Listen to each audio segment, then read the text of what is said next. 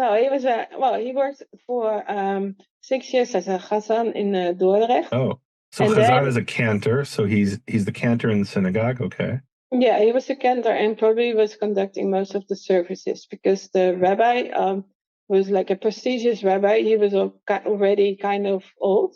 So, and by the way, he was also related to the rabbi.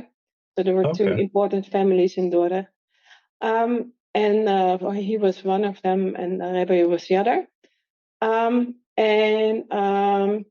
What happened in 1741, it was a really cold year, and I mean really cold year. So the average temperature in Celsius, it was below 12 degrees over the whole year, which is very cold for the This Netherlands. is So yeah, 1741, you're saying? right? Yeah, it was like 1741. yeah. And he was a Hassan. He was probably also living by teaching. So You said it was minus 21? no, it was So not -21. it was, what was the temperature? I didn't hear. All right. In It was Celsius. average below 12 degrees. Oh, 12. Yeah, Below 12 Celsius. yeah, Oh, Celsius. but not minus. Oh, so that's not cold. Yeah, It was it was really it was a disastrous year, and it was it was minus really cold. 12 or 12, sorry.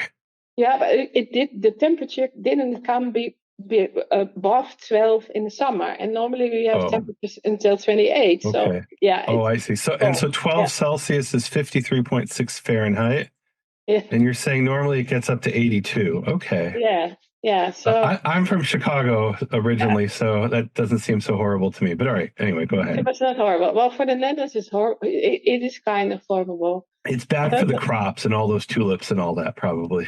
Yeah, well, I'm not sure about the tulips in that time, but it definitely was not good for the crops. And also, Okay. a lot of floods were happening.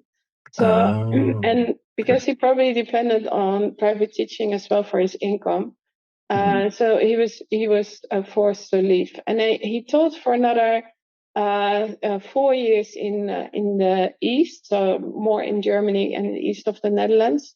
Um, and he also he was married in 1734, and she probably went with him.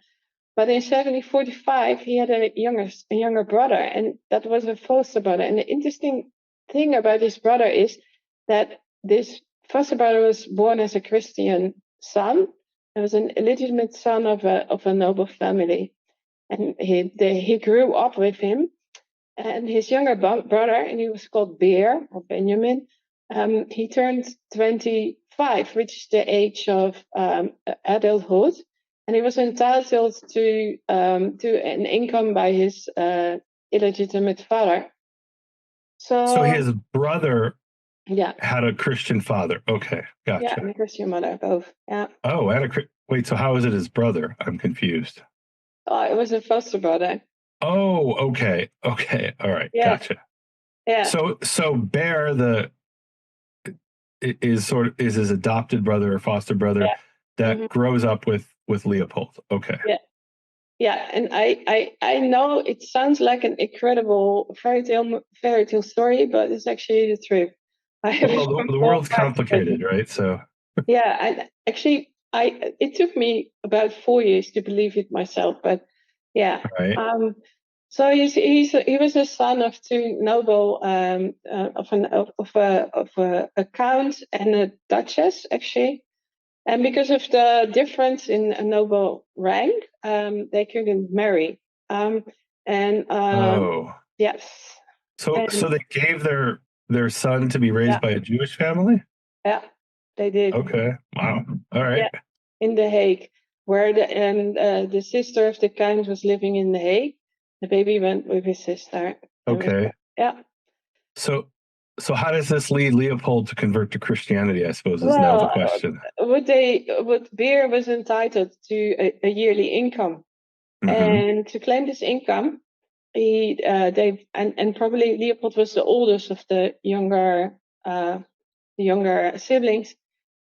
He went with him, and to be entitled, his father probably said you have to reconvert to Christianity. So they took classes in Aix-la-Chapelle, Aachen, that's on the border of the Netherlands in Germany, and Beer returned to Christianity, and Leopold converted with him. to Christianity.